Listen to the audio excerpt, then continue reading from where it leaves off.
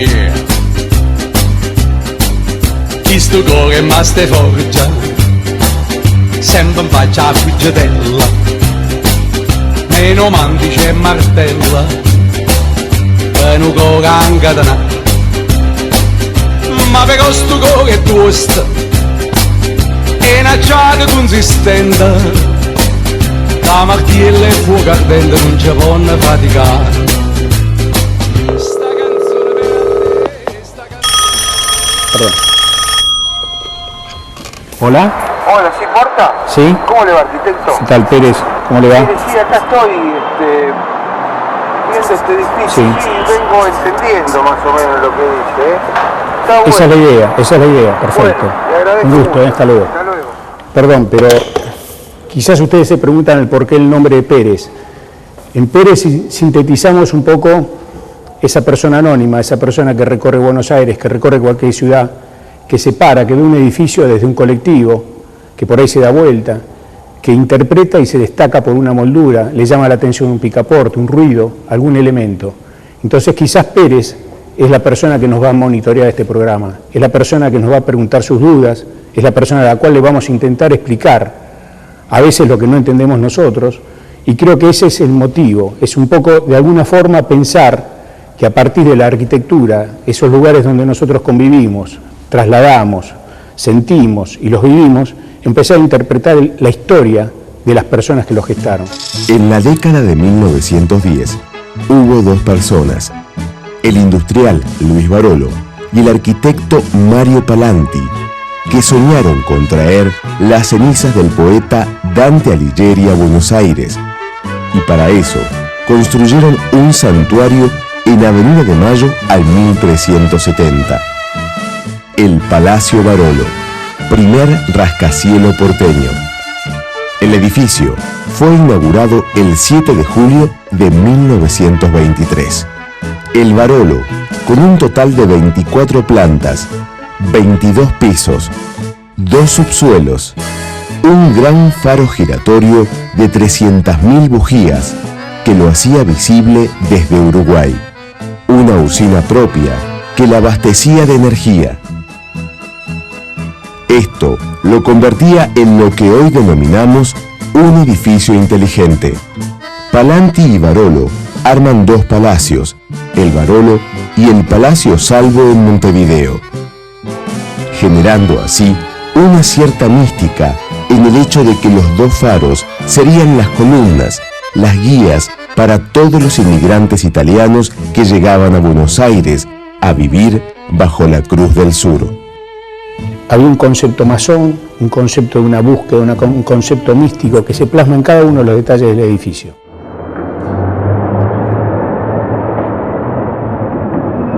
Palacio Barolo, primera parte, el descenso a los infiernos. Lo estuvimos recorriendo el edificio y es un edificio muy interesante. La idea es pensar cómo podría haber sido el edificio Barolo si no es lo que fuera. Es complejo, pero es simple. Es un elemento que aparece como un elemento de masa gigantesco.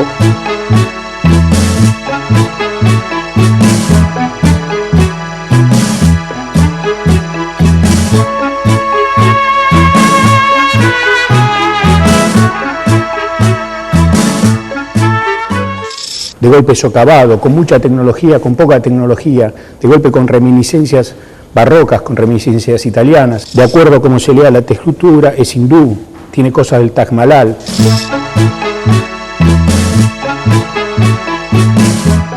Tiene elementos, carpinterías y detalles constructivos de un terrible racionalismo. Todo eso está conjugado bajo una sinfonía mental que arma Palanti, y sobre una sinfonía mental que está bajo un concepto de una estructura lírica que es la Divina Comedia.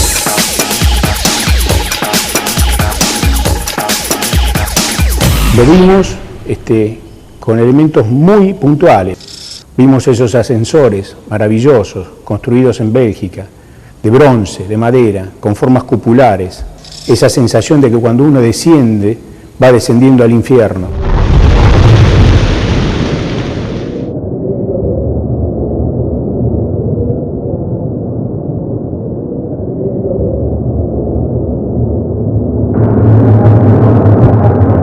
esa necesidad siempre permanente, como que había una idea de que el nivel de calle, el nivel donde uno entraba era el purgatorio.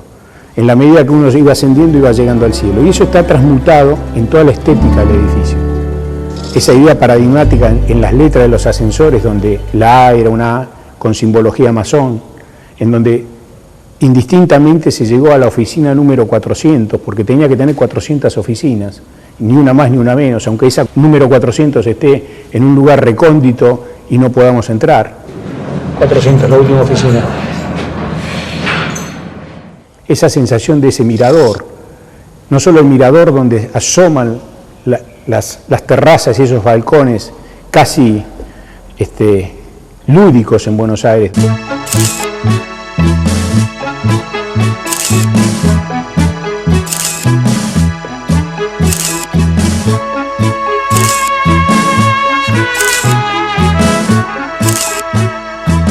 Donde vemos desde ahí el obelisco, vemos el río, vemos de alguna forma se veía el Palacio Salvo, vemos el Congreso, y donde también llegamos a la famosa lucerna, a la famosa bujía.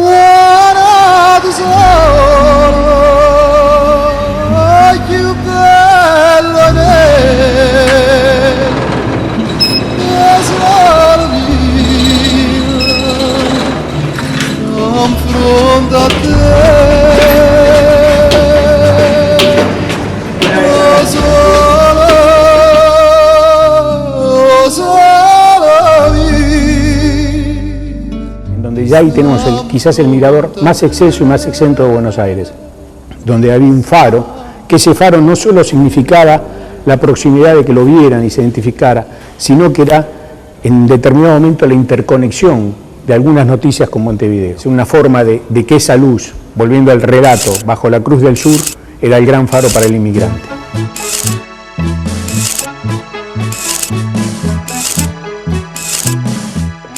¿Cómo era Buenos Aires? O sea, Buenos Aires es una ciudad pujante en donde la Avenida de Mayo era síntoma de la cierta burguesía argentina con poder económico, en donde desarrollaban edificios paradigmáticos. No nos olvidemos que está en el eje central de lo que es la ciudad de Buenos Aires, une el poder político con el poder legislativo, es la antesala a la plaza de los dos congresos, y existía parte de una retórica en donde se permitía, a usanza de lo que puede ser la Galería Vittorio Emanuele en Italia, una época de galerías, de comunicar, muy europeo, distintas calles a través de edificios. En Buenos Aires lo tenemos con las Galerías Pacífico, lo tenemos con la Galería Güemes, lo tenemos con el Pasaje Barolo. Indistintamente es como que había una necesidad de confluir y de romper ese tejido urbano que todavía no era muy rico, era fuerte pero no era muy rico. ¿Cómo fue la idea y cómo fue el proceso? Ese proceso surge a partir de trabajar con masas, como si fueran masas en arcilla, como si fueran las manos y los juguetes de un chico. Yeah, yeah. Istruttore e maste forgia, sempre in faccia a fuggiatella, meno mandice e martella, per un coca anche da na.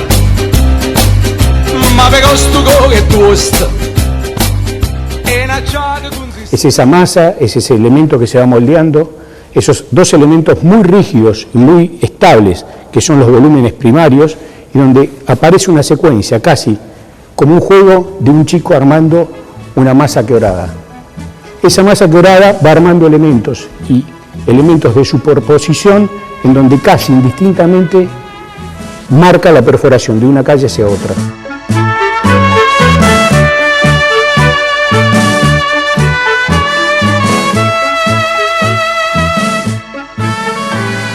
El concepto de masa, casi como si fueran las manos de un chico que empiezan a jugar con esa arcilla que simbólicamente, dos elementos que se superponen, que siguen armando el elemento vincular de un túnel, eso que aditivamente se va poniendo y se cae, no se sostiene, es la prueba y error, aparece como una forma extraña, de golpe empieza a tener vida propia. ¿Es un mutante que está parado en Buenos Aires o es un edificio?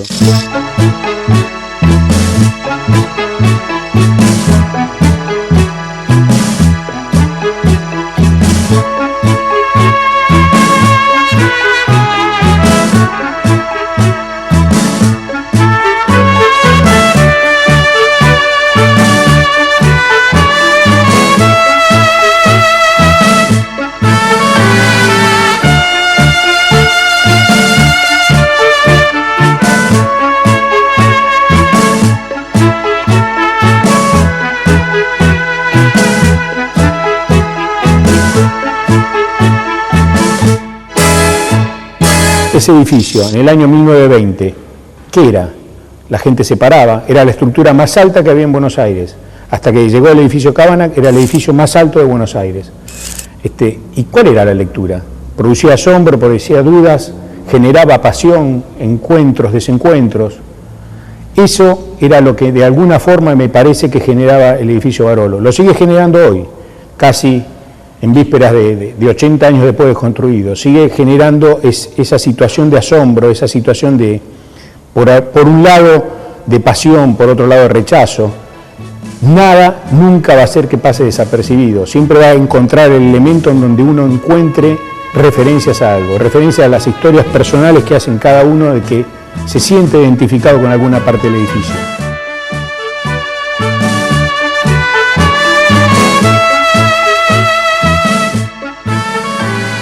Constructivamente es un edificio que prácticamente se trajo desde Europa, con una tecnología, un desarrollo brutal, con las mejores manos de obra, ya sea en el colado de bronce, con sus dragones.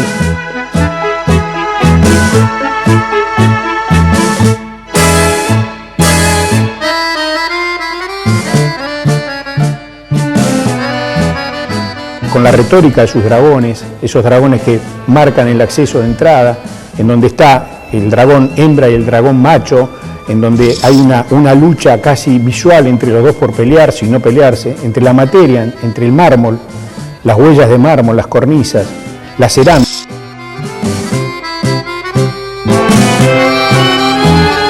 Todo el edificio obedece a una necesidad de expresar una razón de ser. Y quizás en esos arquitectos del principio del siglo, en donde había un mundo de fantasía por creer, estaba esa necesidad de la perdurabilidad.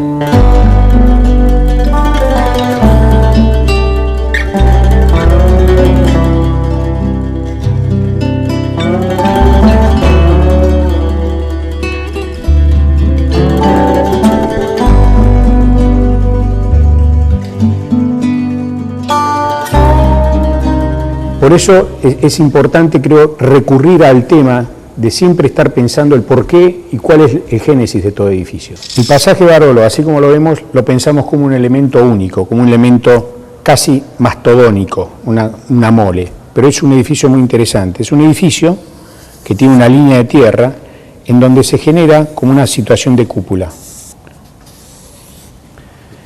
El edificio genera una entrada por una avenida y una salida por una calle importante de Buenos Aires. En este elemento es donde aparecen los dragones y aparecen todos esos elementos que son los arcos, que son elementos de arcos que van uniendo distintas situaciones. Es el camino y el traslado a la situación de avanzar desde el infierno, que sería todo esto, y el infierno es la calle, hacia el purgatorio. En ese purgatorio va a haber elementos y balcones que nos van a ir haciendo recurrentemente la idea de la búsqueda de la divinidad. Ese edificio de alguna forma después va a ir tomando unas características más altas y va a ir buscando el cielo.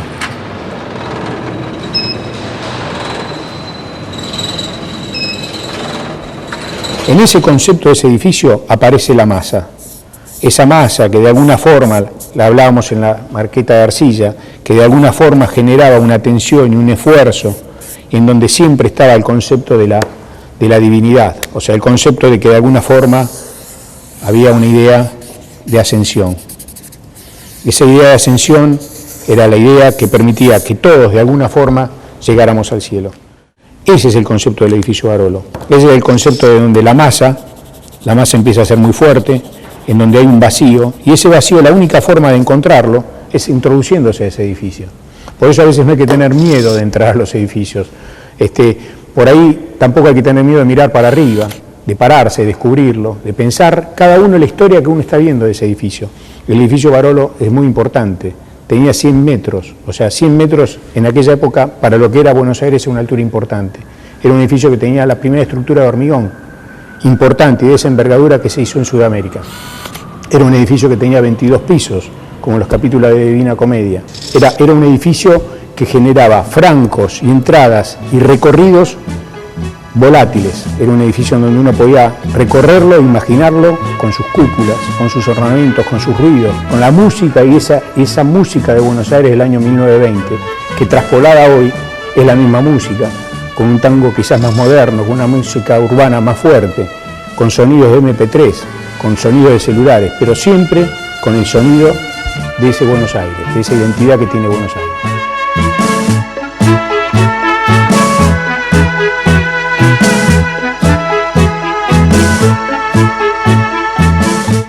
Ese esquema de ese edificio que originalmente tenía 100 metros, esos 100 metros que de alguna forma está dividido en 22 pisos, todo es referencia a números áureos, a números de divina proporción, los números que están en la Divina Comedia.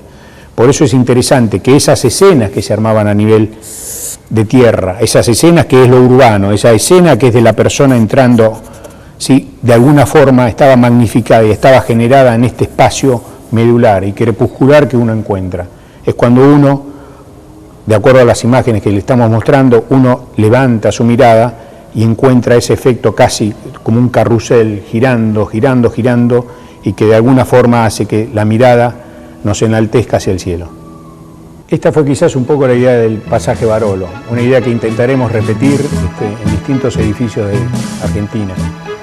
La idea es, si llegamos al final, ¿es el final o es el principio de algo? Por eso me parece interesante que de alguna forma se animen a entrar a los edificios, que se animen a preguntar, a cuestionar, a investigar.